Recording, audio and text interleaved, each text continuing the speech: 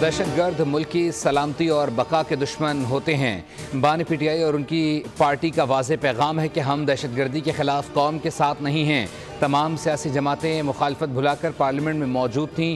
Senior وزیر پنجاب مریم اورنگزیب کی news conference. کہا بانی پی ٹی آئی ملکی سلامتی کے ہر اجلاس میں غیر حاضر رہے۔ آج دہشت گردی کے خلاف ماضی جیسے جذبے، سوچ اور اتحاد کی ضرورت ہے۔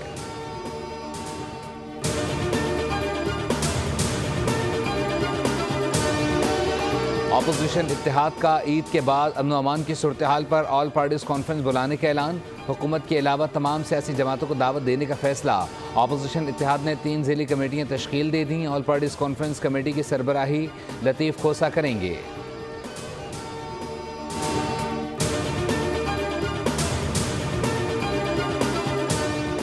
صدر مملکت آصف علی زرداری ایک روزہ دورے پر کوئٹہ پہنچ گئے۔ چیئرمین پیپلز پارٹی بلاول بھٹو زرداری بھی صدر کے ہمراہ وزیر اعلیٰ ہاؤس پہنچ گئے۔ سیکورٹی صورتحال سے متعلق ارکان پارلیمنٹ اور عمائدین سے ملاقاتیں کریں گے۔ بلوچستان کی مجموعی اور امن و امان کی صورتحال پر بریفنگ دی جائے گی۔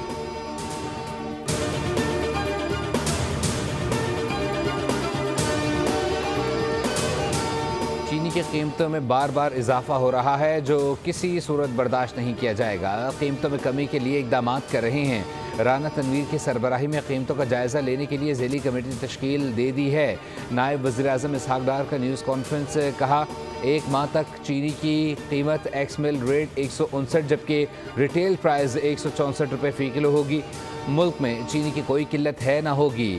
ملز مالکان کشنگ سیزن بروقت شروع کریں گے۔ خلاف ورزی پر کارروائی ہوگی۔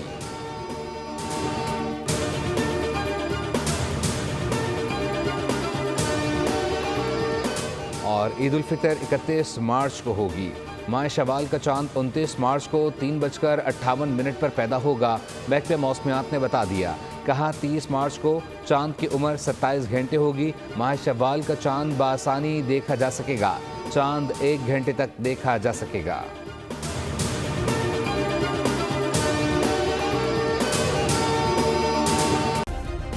سبسکرائب کریں اور بیل دبائیں تاکہ کوئی خبر رہ نہ جائے۔